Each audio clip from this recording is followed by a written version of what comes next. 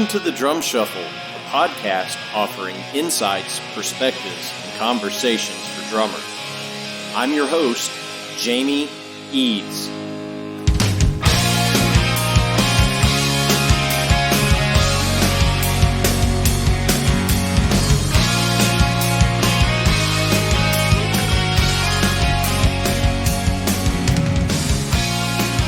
Hey, how's it going out there, everybody? Welcome to the Drum Shuffle. Jamie Eads joining you as always. This is episode 94. I hope each and every one of you are surviving. What's going on in the world today? It's weird. I don't know how else to say it. I hope you are practicing your social distancing and staying out of public places. I hope everybody is doing well in this. Just know that we're thinking about every single one of you all the time over here at the Drum Shuffle. We've got a great episode for you today. I am going to be joined by Carlton Banks, just a super drummer out of the UK, also the CEO and founder of Collision Drumsticks. He'll talk a little bit about that, but we had a great chat last week, and I know you're going to get a lot out of that interview. So he'll be on right after this message from our sponsor, Los Cabos Drumsticks. The best kept secret for drummers is finally out. Los Cabos Drumsticks may look like the sticks you grew up with, but these are not your father's drumsticks.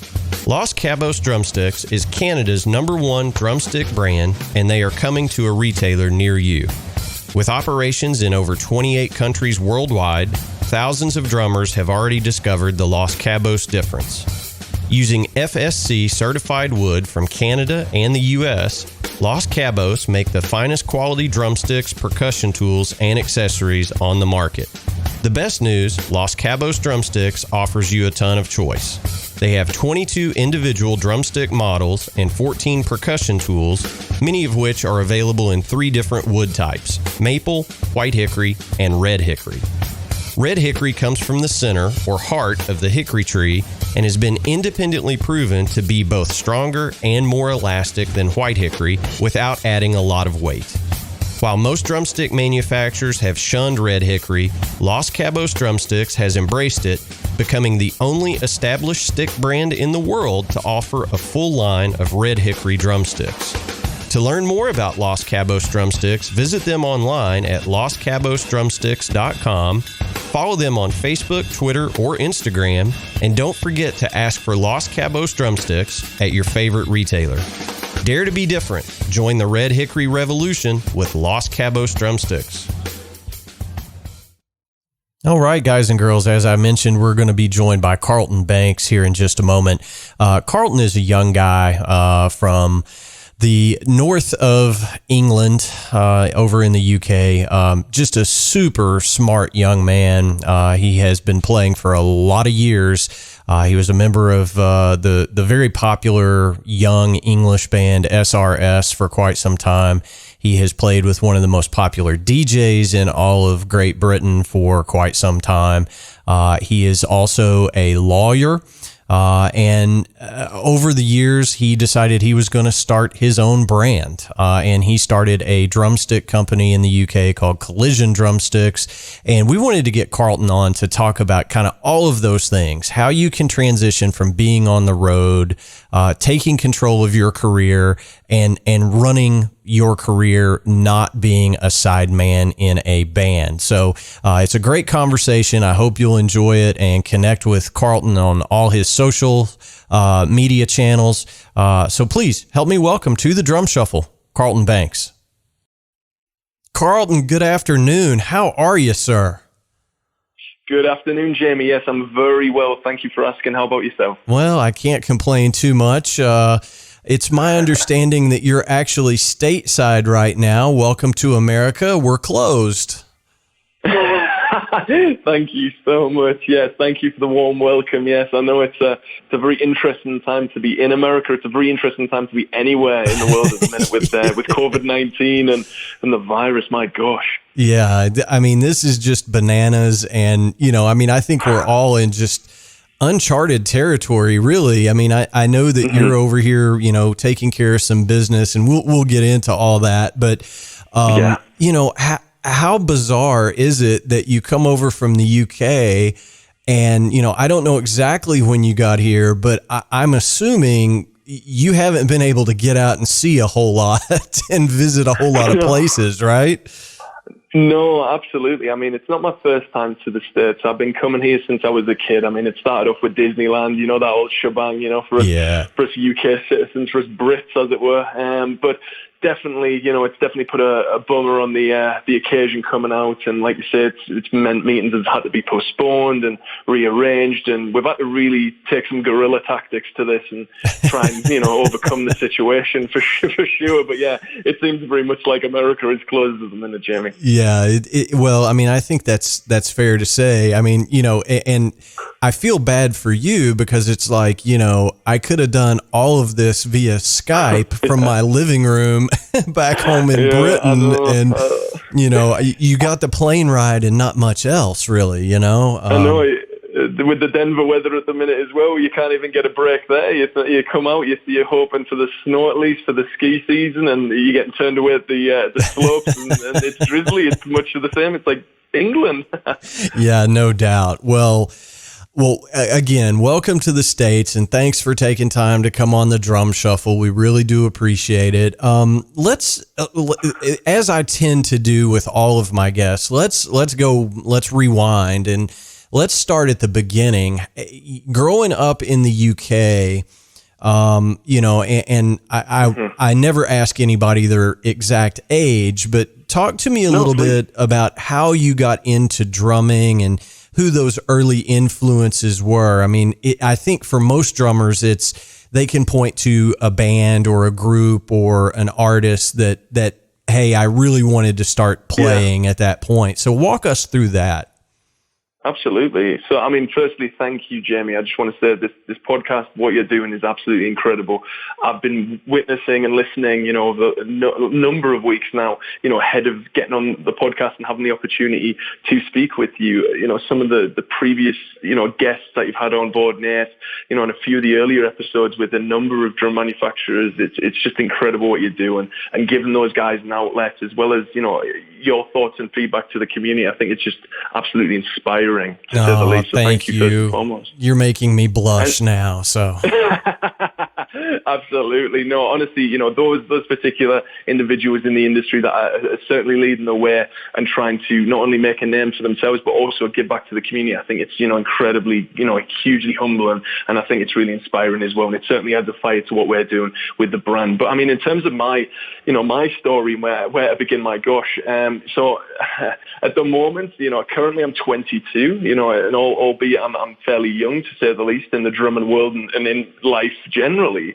For me, my beginnings started way back when I was about 6-7 years old. And firstly, to answer that question directly, my main inspiration, you say bands or artists, for me, it was actually a family member. So my cousin, Michael, he was an avid bass player and guitarist, and he was someone that I always turned to musically for inspiration. He always had a guitar in his hand. He was always involved actively in bands and continues to be. But for me, it was a case of my first outlet was guitar. I tried guitar at that early age, and whether it be couldn't, grasp the technical aspect of it, or whether it was just the sheer lack of interest in it, or, I wasn't resilient enough in it to take interest. So that's really where it started for me. So it was almost a failure at the start, that aspect of where do I pivot to or turn to now? And instead of turning outside of the arts or the industry, I switched quickly to drums and got my first kit for my 8th birthday. It was a performance percussion green kit. It was, a 10, 12, 14, 22, 14-inch snare, the old shebang. Everyone remembers that first kit, or at least I do. Oh, yeah, and for me, that was, yeah, exactly. And for me, it was, that real starting point, and, quickly progressed into getting lessons and really took a real keen passion to that. And that's really where my influence started and the journey began for me. Okay, I got you. Now, so obviously, I mean, I don't have any, guidepost as to that time across the pond, right? When you started, but talk to me about who were the big, musical groups that really, kind of did it for you at that time. definitely. So it was sort of the 03, 4, 5, 6 sort of era. So it was sort of the beginning of the 90s pop Wheatus as that was ending. It was a lot of sort of, Oasis. It was a lot of, a lot more Britpop, a lot more up and coming. And even my influences were 80s, a lot of 80s, whether it be Go West, whether it be, Iron Maiden, Bon Jovi, really vibrant influences definitely were inspiring to me. And, my mum and dad, was, the inspiration for me as well. They had everything on in the car. Really, they were the driving force behind what I was listening to at the time. My first, digital device was an iPod, the old iPod Shuffle Nano, and I had that playlist jammed up with everything from Julio and Enrique Iglesias all the way through to, like you say, Metallica and The Call. I gotcha. Yeah. So you everything and anything. You got a full diet, in other words, so. Yeah, absolutely. Okay. Yeah, absolutely. And then obviously we had local influences as well. We had, AC/DC, Brian Johnson coming from the northeast of England, which is where I'm predominantly from, born and raised, Durham, County Durham, Newcastle. So that's to give you a bit of an idea. Geographically, it's about 3 hours north of London, outside the Big Smoke. So for us, the country is probably the best way to describe it, So with that, there wasn't many outlets to get involved in the industry in, and really it was a case of having to pave your way for sure. But those initial icons were there, certainly. Sting, of course, another Newcastle-based Geordie, as it were. Yeah, sure. At the time, and he was certainly an influence with the Police and everything he was doing in terms of his solo projects, for sure. Yeah, for sure. Well, okay, so that gives me an idea, of what you grew up on. Now, you mentioned your first digital device was an iPod. My first digital device was a calculator, so that should tell you how old I am. Gosh. So. Spring chicken. Yeah. Spring chicken. Man, you come on and make a guy feel old on his show. Thanks, Oh, my Carlton. gosh. You're making me blush now. Well, so, all right. So you said, you got your first kit and it transitioned into lessons. And, growing up, so far north of London, you referred to it as the country, County Durham. And, yeah. That is a little bit off the beaten path. Were there lots of outlets for lessons, or did you kind of do the school music programs? Talk to me a little bit about your early teachers. So for me personally, growing up, I kept, my hobbies being music and my education as two separate entities. For me, that was a personal choice. That was not something that was, instilled upon me from parents or anything like that. Honestly, I can't tell you enough, Jamie, how much of an inspiration and how open they were, and supportive of everything I did, and it continued to be to this day. So for me, my, how it operated was with that kit came, it was purchased by my parents from a music teacher at the time, my first music teacher, Rachel. Now, Rachel was involved in multiple projects, female all-girl bands, John Jett and the Runaways type bands, all the way through to rock groups, and she continues to teach as well to this day. So I first got my lessons, at age 8, and kept it separate to school. In England, to give you some context, you can get lessons at school, at public school, which is where I went. As early as sort of secondary, which is everywhere in ages between 11 and 16. So I assume that's right around high school. I'm not too sure. Middle school, high school. I'm not too sure. I'm probably going to get. No. You're exactly right. You're exactly right. Oh, 11 is middle school here, and 16 would be about halfway through the high school career, so to speak. Okay. Yeah, so perfect. Yeah, so literally, yeah, exactly. So almost a mirror. So you could, and then obviously continue studies as far as you wanted to go. If you wanted to get a diploma, you could. But for me, yeah, music started from those lessons. And for me, I started doing grades. So in England, we have RLS Rock School. You can go with Trinity, Guildhall, all these different sort of exam opportunities there and schooling, for the books. But I definitely wanted a more rock bass palette, Sure. a rock-based approach. So again, it was, the Police, it was, AC/DC, it was Free, it was, even, more modern, Muse, artists like that. So, the very first track I learned on the drums was Time Is Running Out by Muse. Now, that comes with some complex, fills. And for someone who's 8, at the time, it was definitely something, that was a bit hard to swallow, but, working away at it with Rachel. And I'm a bit of a perfectionist when it came to the drums and when it came to my studies, and I definitely wanted to go for the distinctions rather than, just go for the passes where, that just suits me. And I continued that through to about grade 5, 6, where, school sort of took over. And, once I got to the end of middle school and high school, it was a case of, what now? Almost a university or college in the States. And it's really, really where the two parted ways. And I had alternative hobbies outside of drumming. I had swimming and lifeguarding. That was a big aspect. And trying to run that and have a job on the side was a bit of a struggle. But, you try to balance that school life, work, and drum balance as well. Yeah, for sure. Well, I think that's a similar story to a lot of folks, whether they did, whether they, here in the States, it's marching band and jazz band and things like that. But for me, I can only speak for me, I took the same route that you did in that, put on, the Led Zeppelin record or, the Aerosmith record and just figure it out. When I was coming up, there was no YouTube. Heck, there was no internet, when I first started playing. So you really, here in the States, it was Modern Drummer magazine. You could get some transcriptions in there, but so it was, I think it's a very similar way that I came up in that, this is what I do and I'm going to figure it out kind of thing. So, the difference being you were actually taking lessons and that's something that I just never did, much to my demise later in life. It's one of the biggest regrets I have was not having, any formal lessons when I was young, Right. Yeah. So did you start forming, what we would refer to here in the States as garage bands? Were you, with your mates from school, you started forming bands, I'm assuming?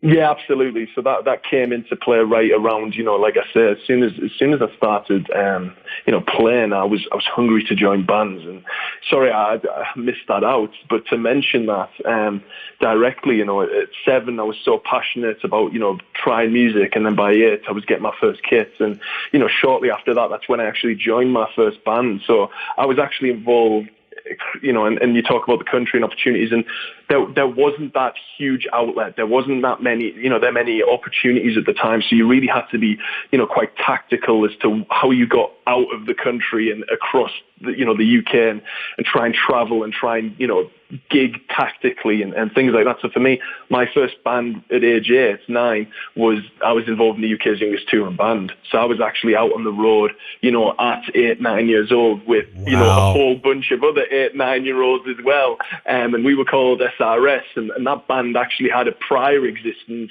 before my involvement, and that was called the Little Giants. So there was an even younger band at the time, prior to my, involvement, and then obviously joining at that point, it was a case of, wow, what an opportunity this was. And it started off as a garage band, Jamie, and, from there it quickly evolved into having, our first gig and, with, the singer Jack and Jay, the guitarist at the time, those guys were coming off the back of a bit of a tour or definitely a number of weekenders. And for me, it was a case of Carlton, you're going to have to learn 30 tracks. And by the way, we're going out in 2 weeks time. And, for me, that was, I think that's a lot of taking for anyone, let alone someone at 8, 9 years old to sink their teeth into. So it's a good job, that Rachel, my folks, and especially, aside from that, my grandfather as well, my grandfather Malcolm, he, my rock, my idol, he's truly, my inspiration. I definitely want to mention that to you, Jamie. He is, the man who's first there at the start of the set helping, with everyone piling getting the gear out the back of the bus and, loading in all the way through to sitting there throughout the entire set. He's never missed a show. and continues to as well, and even though I'm not in that band anymore, more session work, it comes up, he's still there supporting me. That's awesome. Well, so all right. So I want to go down a rabbit hole for just a second. I don't want to derail our whole interview here, but I want to point out a very big cultural difference. You're out on the road as a little tyke, playing the pubs and the bars. That's a huge difference from here in the States. I put together my first band at about 12 or maybe 13. And the only place that we could go play were at like, the teen center or the YMCA, because, the drinking age in the States is 21, and the bars that have music. I mean, some of my most fond memories coming up was, knowing the older guys that had the bar bands that would, sneak me in or whatever and let me watch. But, you're playing the pubs in England as just a little bitty guy. That opportunity would not exist in this country at all. Wow. I would not have known that, but of course it makes a lot of sense, obviously, knowing, whether it be prohibition, different things throughout history, wow. And, we have really weird laws here. I mean, and I got to mention this, we're doing this interview on St. Patrick's Day, and, I am of Irish descent. Wow. Even our local Irish pub here in town, you have to be 21 to even go in. Okay. Oh my gosh. Yeah. So now that is a very different dynamic. it is, and there are rules. If you have a pub that serves food, well then it's okay. But if it's just a pub, a traditional pub, you have to be 21 to even enter the premises here in Kentucky anyway. And it's that way, throughout the South. What we refer to as the Bible Belt. That opportunity wouldn't exist here in the States. So, you getting to do those shows at such an early age, as you're really learning your instrument, puts you at a huge advantage over a lot of folks. Wow. I didn't consider it, thinking back and looking at it that way, it's true. And honestly, I can't say enough how, I completely am aware I'm lucky, in terms of that family support, there are certain individuals out there that don't share those same support systems. And definitely, I think it's important to build that support network, not only through the communities that they establish, but also get involved in other fantastic communities as well, through, like you say, quite rightly so, the YMCA projects that are, scattered throughout America. And I think with technology, Jamie, as well, more and more so, there are more opportunities than ever for individuals to turn to different outlets, Even then, YouTube was still a growing thing. It was something that I wasn't hugely in play with, but now you have the likes of Baby Drummer, who's even younger than all of us, tearing it up. And don't get me or whatever. Don't get me started. I mean, there are guys that you and I look at as drum gods. I think Marco Miniman, when he was on the show, actually said, I think it was Marco, I may be wrong, but I think Marco said, look, it only takes a 30-second search to find a 9-year-old kid that can outdrum anybody, and it's, so you're so right. There are so many outlets now for the youngsters that are taking up the instrument to show their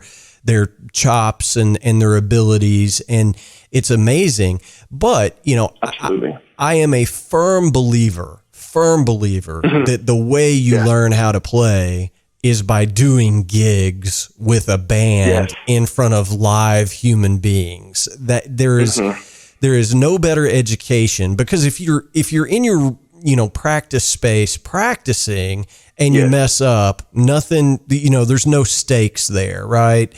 Absolutely. If you train wreck a band in front of a crowd, you'll never make that mistake again. Yes, exactly. And, and I think there's, an opportunity, whether you've been that individual in the past or, you always come into, a collision with that, that type of situation. And, I couldn't agree more with you, Jamie, on that point. To be honest, that is, true words never been spoken. The band scene, the whole aspect of getting involved in a group, I think is just so constructive for anything, whether it's inside of the industry or outside of the industry. Teamwork always makes the dream work. That's what I like to say. And, for us, it's a big part of, the projects that I've been involved in. We're all pulling our weight, we're at the same time as cutting our teeth with the project. There's times where, you're cloud nine and you're all working together and you're writing or recording or you're playing that killer show that you just, you've got that euphoria feeling, like that great feeling, that dopamine rush. But there's also the lows, isn't there, as well, that, those, almost failures that you have to recognize as well, where, the band might not necessarily, run its course as far as you want it to for whatever reason, or it may be, it never took off, or whatever it may be. You always run that risk. But like you say, I think it's just such an invaluable experience that runs so much beyond. It's tangible. It's real. You can see it, you can taste it, you can feel it. Whereas with social and online, there is that disconnect that you have to acknowledge for sure. Yeah. I mean, I totally agree with you. And you're wise beyond your years. I appreciate that. I appreciate that. It's because you've been gigging for, 20 out of your 22 years on this earth. It sounds like, I started while I was still in diapers. Yeah. I've got a lot of catch up on with baby drummers for sure. I'm jealous. So, I know that you played in several, very successful groups in the UK. Yeah.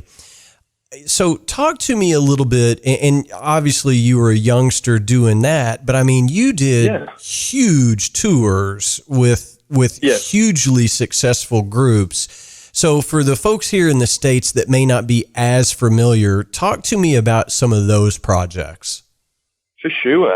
In terms of obviously, gigging and where it led to, it definitely started off with the weekenders for us. It was a big transition for me going from, no gigs a week to being out on the road, Friday, Saturday, Sunday, and traveling, all over not only the Northeast, but like you said, sort of regionally as well. And, with that came those additional opportunities to get into the festival scenes, to play on, support slots, which then led to sort of the weekenders into the tours. And, for me, working with some great people, like, even before they made it, individuals such as, Sam Smith, James Arthur comes to mind, who, 1 minute we were higher up on the bill than James in, a festival in the UK.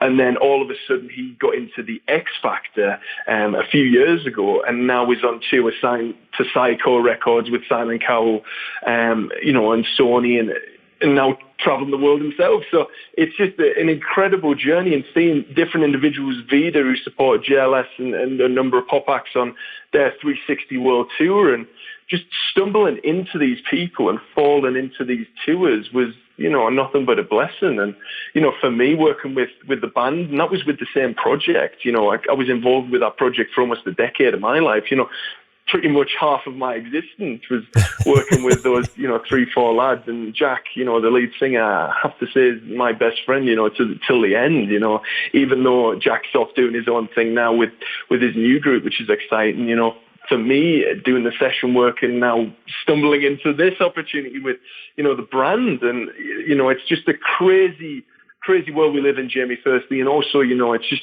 amazing, and it's certainly something that I don't take for granted. I'm just forever appreciative and grateful for everything. We even tried to go into Britain's Got Talent, and there was different opportunities there, and it's just a whirlwind, to say the least. Well, for sure. And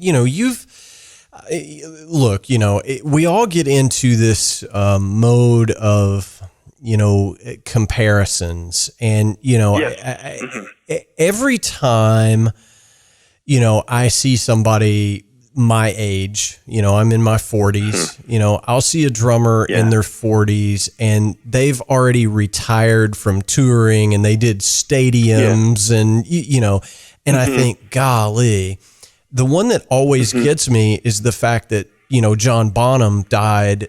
I think he was 32 when he passed. Yeah, right around that age, I believe. 32, 33. So I think to myself, look what Bonham did in 33 years on Earth. I'm, 10 years older than that. And, so we get into that mode of comparison, right? Yes. And absolutely. I think it's not good for us. It's great to have goals and shoot for things as a drummer, a guitarist, a businessman, whatever. But you accomplished all this stuff and you're still a very young man. But I'm envious. Yeah, for sure. But I'm envious because, now you mentioned the brand, and let's talk a little bit about that. At some point, you made the decision, hey, I'm going to do something a little bit different than, staying out on the road all the time. I think you kind of switched to more session work. But talk to me a little bit about some of the transition that you've made over the last couple of years. Absolutely. It's really probably, only recently culminated in the last 2, 3, 4 years into, the biggest change, in my life, especially in my, my music career, going from, those gigs and playing with the band and the project, to give that context to you and the listeners, it quickly transpired and quickly, showed me that, actually, with my studies and with school, it was quite a tying thing. Whilst I was in the pubs and clubs and, whilst we do sometimes operate those 18 limits, thankfully with licensing and council approval, you were able to get around that at the time. So we were quite fortunate there. And, that lawyer in me almost, that Captain Compliant was, really pushing that, trying to figure out ways that we can overcome, really any obstacle, with the team as well, and the band being the team. And, for me, school, my studies were really a big part of what I wanted to do because, as well as, definitely that kept me grounded.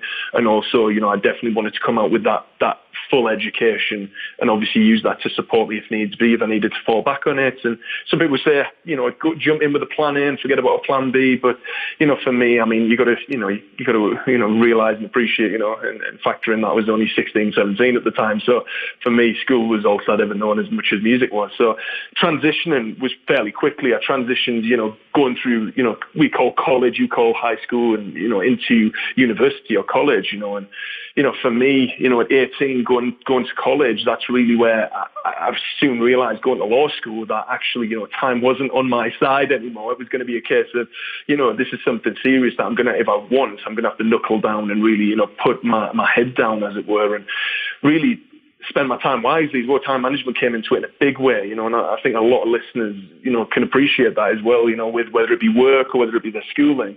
We're all facing that reality of life takes over and life happens. So for me, it was law school. And, again, fortunate enough to live in a country where, the loans aren't that ridiculous at the time, and you can almost, create yourself and, an opportunity land as well as exciting. So to come back to the point, transition-wise, I left the project because just the time and the place. It was at university. I was out of the town at this point. I couldn't make it back for shows as often as I wanted to. So really, it was just, and Jack wanted to do more with his career, and he was a fair bit younger than me, and that was, the blessing that we gave, and we went that way. And now Jack continues in that project. Now I went to law school, and whilst I was at law school, an opportunity arose again, Jamie, where I was in, as we all do, you're young, you're in college, you go to a bar. And when I was in a bar, I saw a drum kit on stage, and it was a really reputable bar and club in the town in Newcastle, which is, a party town. I'd like to compare it to the Vegas of England, if I'm there. Of course.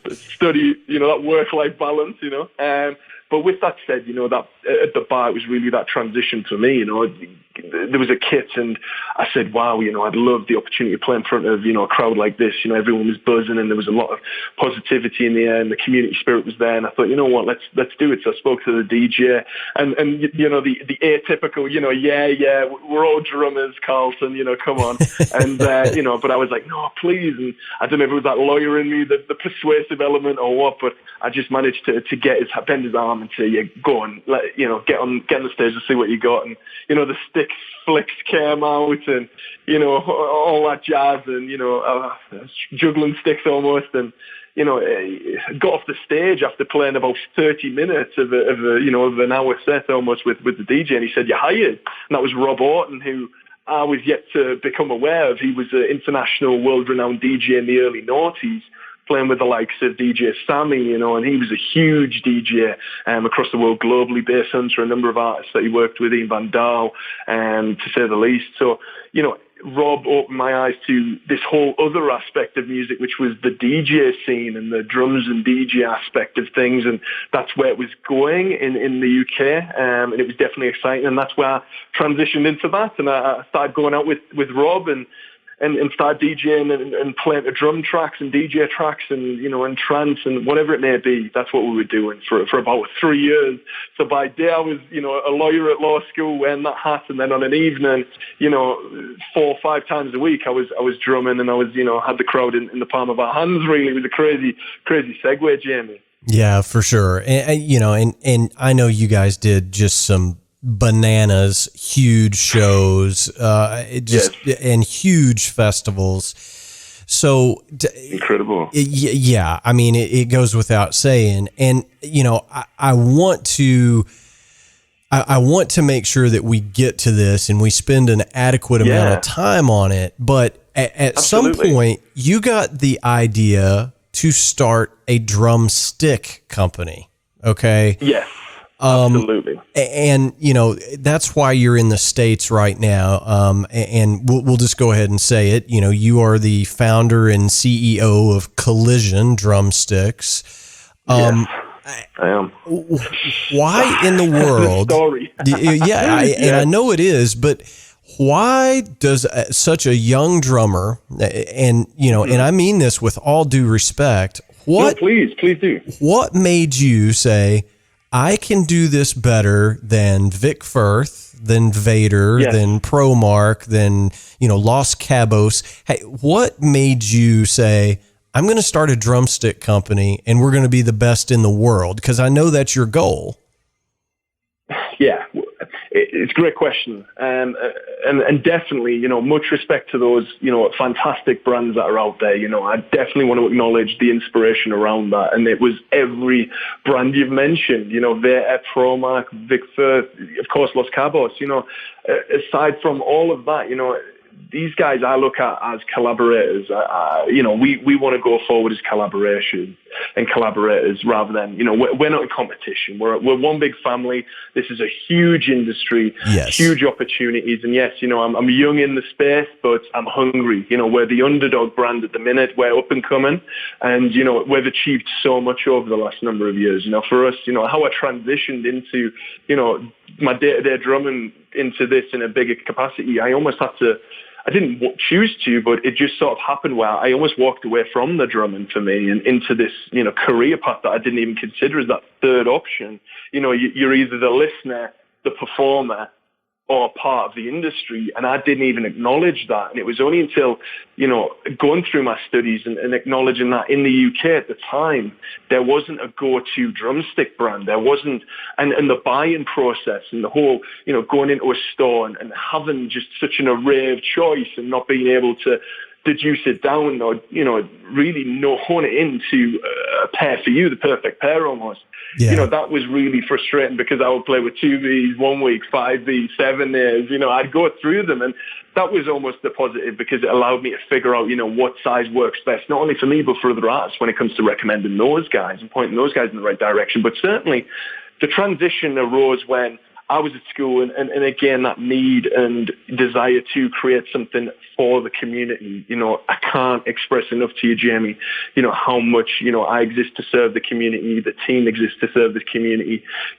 The drummers are the why to us. And the reason that is because we're drummers. At the end of the day, I want to be able to rub shoulders with the best of them and also support, whether you're an international drummer or whether you're a bedroom jammer playing once a month, once a year. Right. Even. Yeah. We feel like, there's a great opportunity for everyone in the community to come together, join a brand where it's, you're part of something bigger than you. And that's really where the inspiration came from with Collision and everything there, to say the least. Well, so let me ask you this, and this is just going to show my ignorance of it. But you said there wasn't really a go-to brand in the UK, so I'm trying to understand this. When you went to your local music store, a drum shop, whatever the case may be, presumably you were seeing all the American brands that had been imported into the UK. So correct. I'm going to go out on a limb and say, if you wanted something that the shop didn't carry in stock, they would say, yeah, we'll order that for you. It'll be here in 4 to 6 weeks, I'm guessing. Yes. Okay. Absolutely. For us, it was, and just to answer that, yes, it was, we were getting imports, we were getting, the Vic Firth, the Vic Los Cabos, we were getting the Pro Marks, and they were the big, competitors and the big players in the space. And for us, like I say, it's all about community over competition for sure. But, to acknowledge the point, and it's a fair point at the time, walking into the drum store, I guess what I'm trying to get at is we were spoilt for choice. There was so many different varieties that it was almost blinding. There wasn't that brand that you could, it was just, a drumstick to the lay drummer, was a drumstick at the end of the day, and there was no real guidance, so there was no real. And again, it's a very interesting demographic. It's a very interesting geographic for the UK because everything's regional. We have a handful of brands. You have, Sweetwater. You have, the bigger brands, Guitar Center. You have a number of nationwide stores where you snap decision. Where am I going? Where do I need sticks? If you're out on the road or if you're gigging, you're going to go to those particular, like 9 times out of 10 you are. Right. But I would always say support local. But for us, we had that, but it wasn't really super mainstream. For the young up and coming artist, it was just a case of whatever your music teacher told you to get, you were going to get that. I you see. were going to be playing that. Okay. So for me, that's where really the origin was, and and the community, for sure. There wasn't that brand that was tying everyone together. Just to touch on that point we were talking about earlier at the time, there was minimal outlets in the Northeast to, whether you were a rising drummer, 9 times out of 10, Jamie, we're at the back of the stage, aren't we? Where that sole drummer at the end of the night, unless you're working on a showcase, you're going to be maybe the only drummer in the room. So we definitely wanted to create I wanted to create something where I felt a belonging, I felt a part of something bigger. Sure. And I really wanted to do that for others as well. Well, would it be fair of me to assume that there's a little bit of national pride in Collision Drumsticks? I mean, was it... Yeah. Did you say, hey, we need to have a UK-based drumstick manufacturer? I mean, I would assume there's some of that there. Definitely there are, yes. Especially now, the space is definitely forever changing. The industry's forever changing, with new brands coming up all the time. And, we promote that. We really do actively promote that. And, we can support those brands in any way, shape or form, whether it's through collaborations, giveaways, whatever it may be. We're always looking for that partnership element to the brand. But for me, it was a case of, there wasn't at the time really, almost 3, 4, 5 years ago now where, there were cymbal brands and there was British Drum Co. and there was, a few, Cambridge and whatever it may be, and Liberty. I do have to give Liberty Drums a nod as well. They're a regular feature at NAMM, and they're definitely another great, fantastic Northeast-based drum company specifically. Andrew Street, obviously CEO there, which is, phenomenal, and what they're doing is just changing the game. But, in terms of that, it was that inspiration of creating a British-based, UK-based brand where, we tied in all of the regions. We tied in, the other, countries, Wales, Scotland, Ireland, and of course England, together as one drummer, and as one brand. And I think that was really important. With that said, our roots are firmly placed in the UK, but we want to expand. We want to work on that international global stage. We want to collaborate with other artists. And we do that, Jamie. We're working with artists in Manila.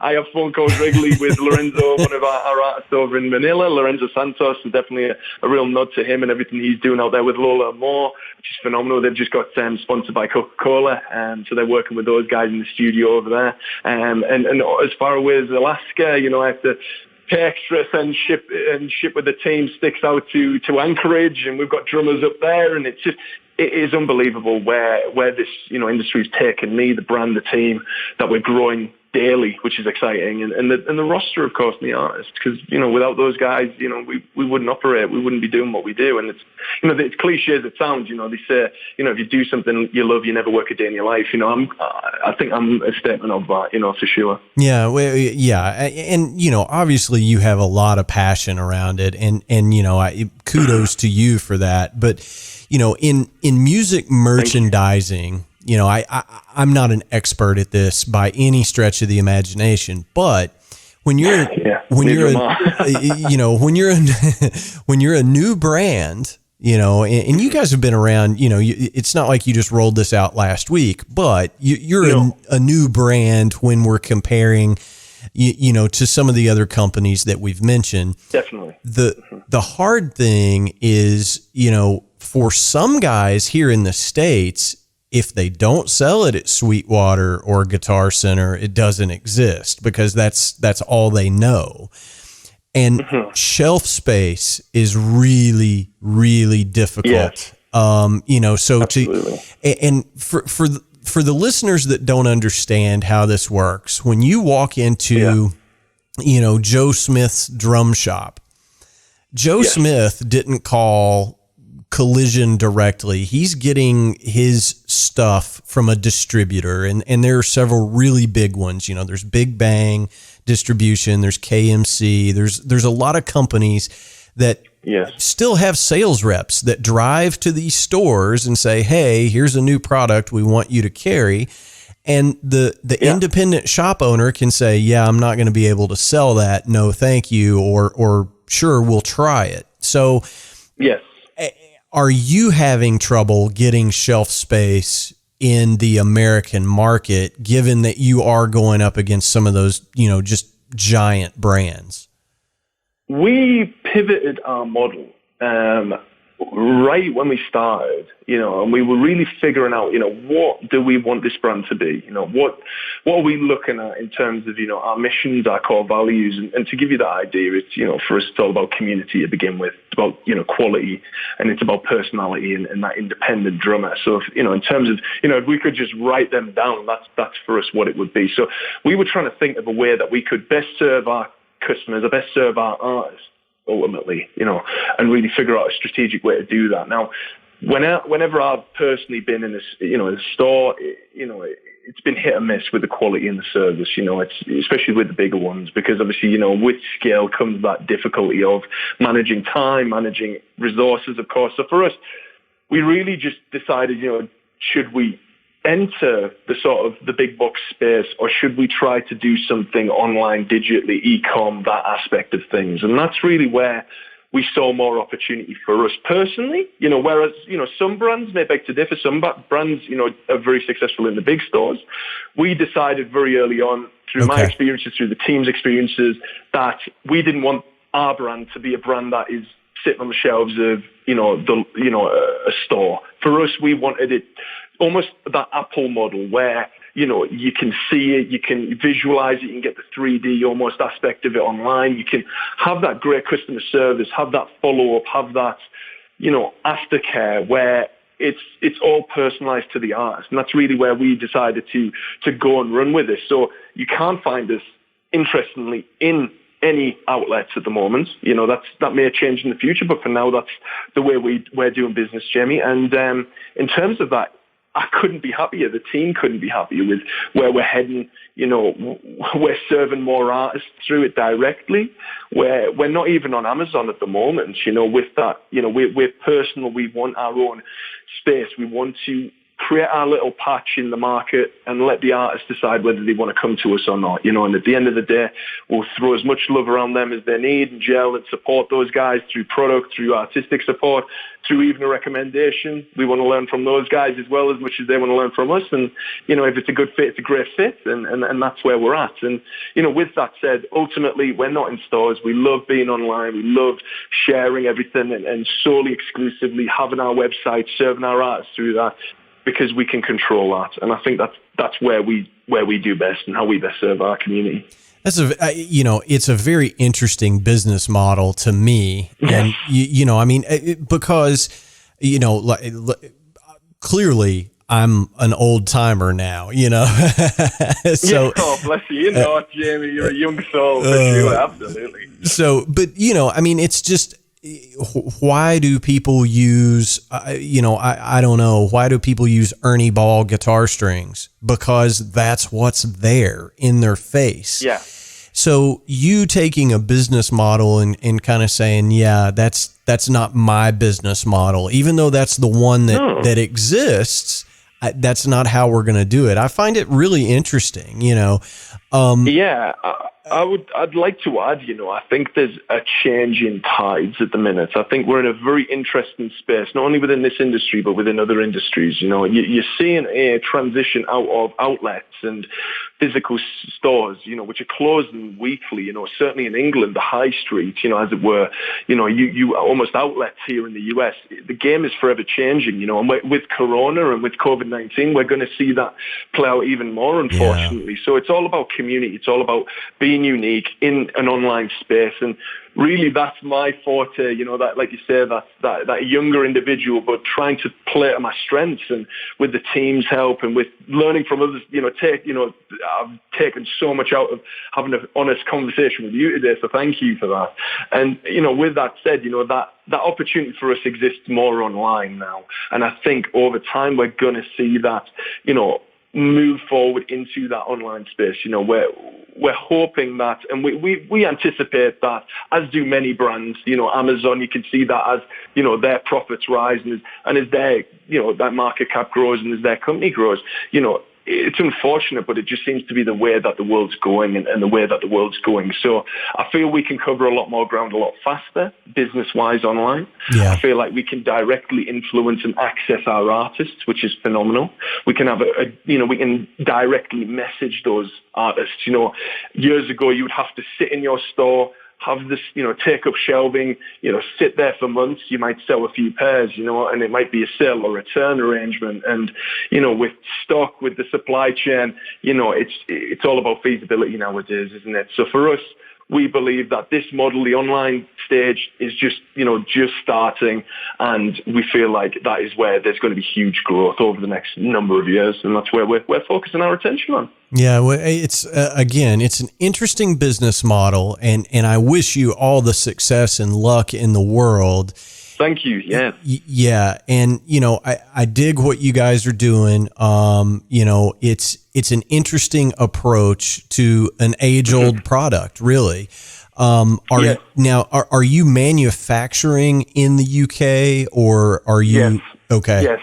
Okay. At the minute, yes, which is exciting, and hopefully over the coming months, hopefully months, we want to bring it to a real tight timeline. But obviously it's feasibility. It's, at the end of the day, it's the numbers and everything there. But hopefully, like, the whole purpose of me being out here, aside from meetings, is hopefully to try and, create a facility, or at least an artist hub, quite like, some of the other fantastic brands like DW and Cali and all these other amazing companies, where there's a hub for their artists to turn to. There's somewhere they can go, congregate, have a fantastic experience, like the YouTube space almost, that's located in every country. We almost want one of those in our main, areas, our main sort of coverage areas for us. And, that's, whilst that, our main focus is online currently, that's not to say that we, wouldn't change our model to where we get into the online and, go from online to offline and go back into the stores. It's just something that, we're only, a number of people at the moment, and we're hoping to grow that. And we have to turn to what we feel is best. So hopefully, we're everywhere. That's the hope with every brand, isn't it? You want as much success as possible. And if you're in Guitar Center, brilliant, but it's where opportunities arise. And definitely it's extremely difficult to get into these companies, to be fully transparent to any brand looking to, or even any artist or any industry specialist or any individual looking to start a brand. It's a tough market. It's a market and an industry that I'm forever learning. And I'm just eating that up and taking that on board, and hopefully, pointing the brand and steering, the brand with the help of the artists and the community in the right direction for us. So, fingers crossed, like I said, I really appreciate the look, and, I think we can do it. And the success we've had so far, we're the UK and Europe's largest brand at the minute. We're leading in terms of online stats, in terms of metrics there for us. We're touching more hearts on a weekly basis than I could have ever anticipated. A 250,000 a week is just, for someone at 22 with the company, with the brand, with, the incredible artists that support us. It's just exceptional, and it gives those fantastic, ladies and gentlemen, phenomenal opportunities to have their music showcased, have them, a spotlight on them for once, like you're giving me, and I want to say again, thank you for that. Oh, no. This is good. And I've learned a ton in our chat, and, I appreciate that. Yeah. And I keep going back to it, but it's a very interesting thing to me. I agree. As an old school guy, it's an interesting approach.